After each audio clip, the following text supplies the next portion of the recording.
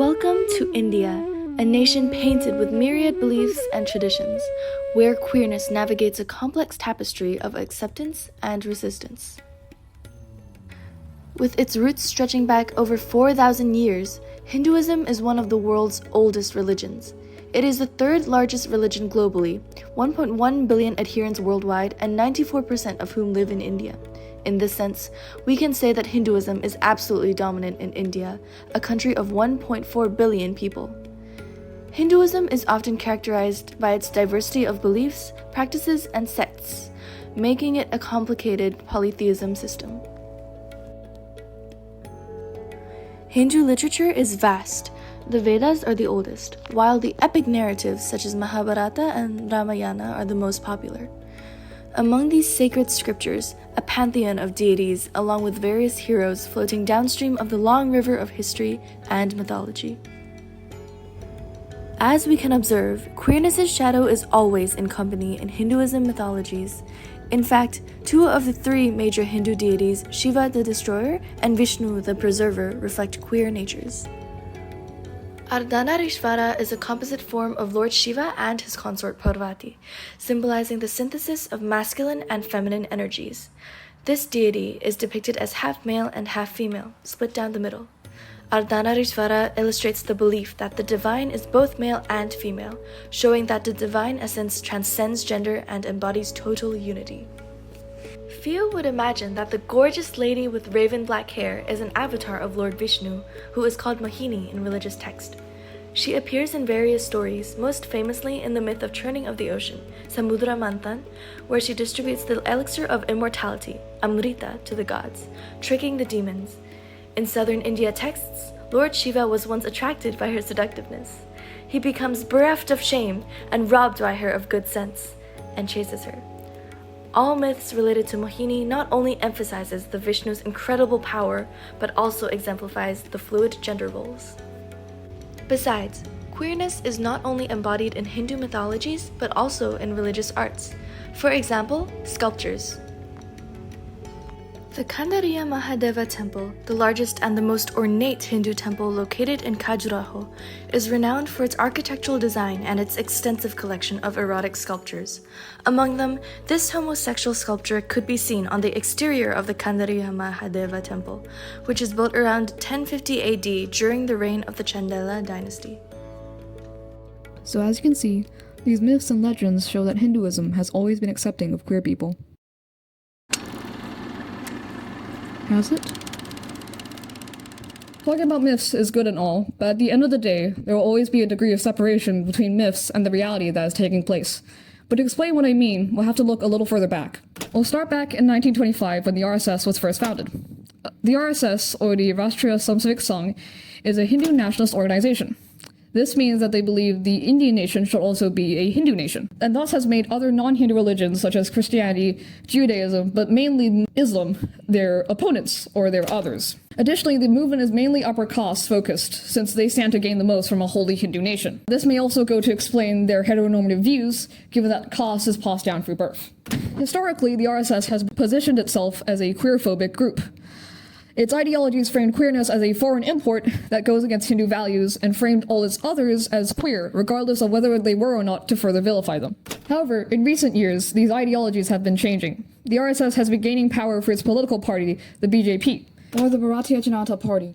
Since one of their members became prime minister in 2014, they've been rising out the political ranks and have been changing their tactics to gain more support. This tactic is homo-Hindu nationalism. It could be described as an attempt to assimilate queer people to their cause. They are mainly appealing to upper caste Hindu queers, who are willing to advocate for queer rights, but still willing to suppress those of lower castes and non-Hindu religions. Ashok Kavi and Lakshmi Tripathi are examples of queer activists who have been vocally supportive of the BJP's ideals. Ashok Kavi was the first gay man to come out in India, and helped to abolish Section 377, India's anti-sodomy law. He has also publicly discredited Muslim and Dalit queer movements, and considers himself on the far right of the RSS. Lakshmi Tripathi is a prominent Hijra activist, having contributed to the legal recognition of the third gender in India. She also takes after Hindu nationalist views, saying that she would be willing to establish a Hijra army to take over Pakistan, and support the erection of a Hindu temple at the site of a Muslim mosque that Hindu nationalists had previously destroyed. These figures commonly justify their views by saying that Hinduism has always been accepting of queer people, often drawing upon Hindu myths as proof. This, however, tends to ignore the history that Hindu nationalists have had in queerphobic actions, and continue to support the caste structure through an upper caste reading of Hinduism, which is where most of these myths stem from. This is part of Hindu nationalism's attempts to make themselves seem as the supportive and progressive side. But, to quote Paulo Bacchetta, these conformity assimilation schemes often involve dividing the passing othered from the unpassing or unpassable othered. If the former can be assimilated, it is to further exile the latter. This increase in queer support for the BJP is occurring alongside increased hate crime against all minority communities in India. However, the story isn't as simple as that. In India, one's identity varies across caste, class, religion, sexuality, and gender. They are not discrete identities that can be easily separated from one another, but rather overlap in complex ways. Therefore, next we will look at exceptions to this narrative that is trying to be built, and how it is continuing to be resisted. As we have seen, Hinduism, as depicted by Hindu nationalists, is projected as a queer and trans-friendly religion, often via the use of myths.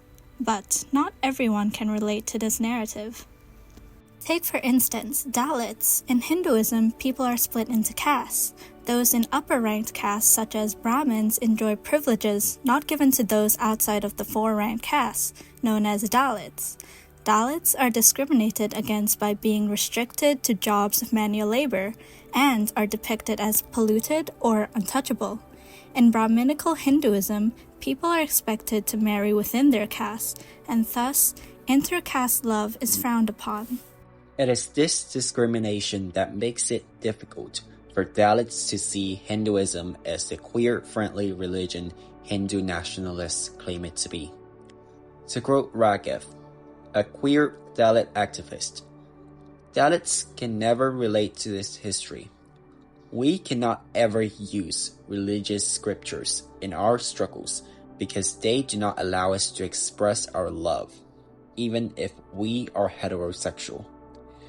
This division is clear even within queer spaces in India. In cities such as Mumbai and now Delhi, the scene of queer activism is dominated by upper caste and urban queers. Many Dalit queer activists have critiqued these movements for continuing to uphold respectability politics and appropriating or ignoring their efforts. In the light of all this, we must draw attention to the resistance that is being made. For instance, the Dalit Queer Project, founded in 2019, focuses specifically on the intersections of caste and queerness.